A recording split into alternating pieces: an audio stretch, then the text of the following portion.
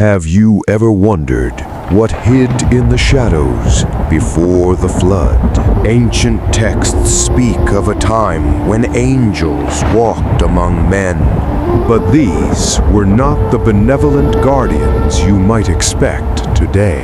They broke the cosmic laws and took human wives for themselves. The offspring of this unholy union were nightmares made of flesh. They were called the Nephilim, giants who consumed the earth's bounty. Before we dive deeper into this ancient mystery, hit that subscribe button. Join our legion of history buffs and never miss a legend. Imagine a world where mountains trembled under the footsteps of titans. The air smelled of iron and blood, a constant state of war.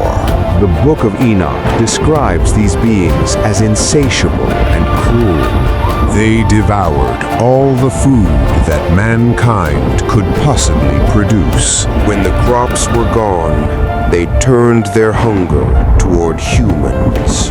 It was a reign of terror that screamed for divine intervention.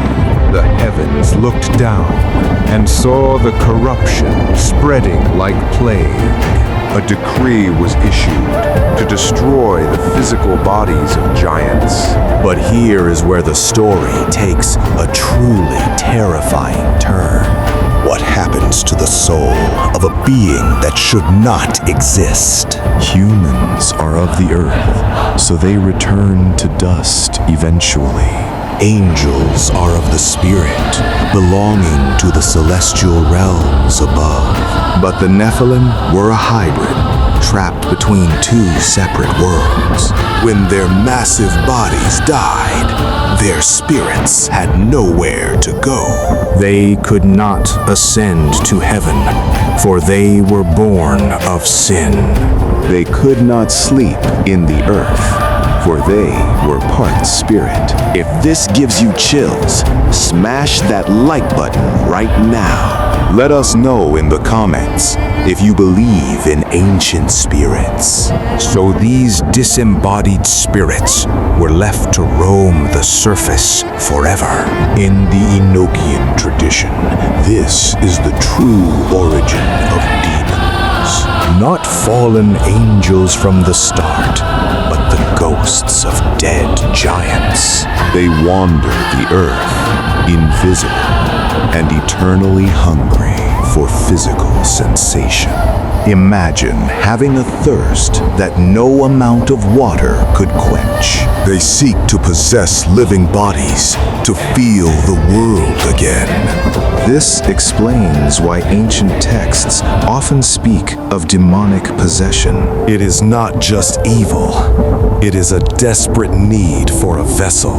Enoch wrote that these spirits would oppress, destroy, and attack mankind. They cause sorrow and pain without a physical form to strike back at. They eat nothing, yet they are always hungry for destruction. But did the great flood wash them all away, or not?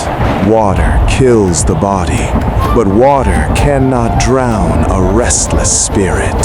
Some theologians believe these spirits survived the waters of the deluge. Share this video with a friend who loves a good ghost story.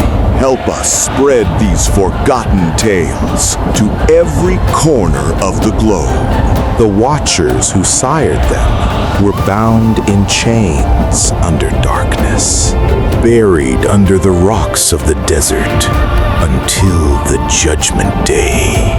Yet their children, the evil spirits, were left free to roam. Perhaps to test the hearts of men in a broken world. Or maybe someone up there just lost the paperwork for eviction. Regardless of the reason, the legacy of the Nephilim is enduring.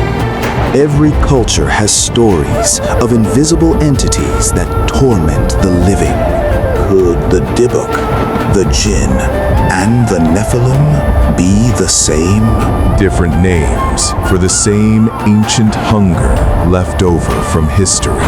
Enoch warned his children about contacting these spirits through forbidden magic.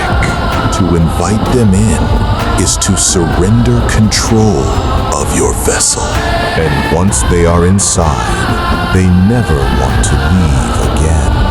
The ancient world was far stranger than our history books admit. We walk on soil that holds the dust of giant bones.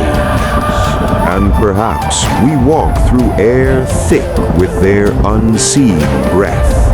Click the bell icon so you are alerted for our next deep dive. Until next time, keep listening to the voices from history.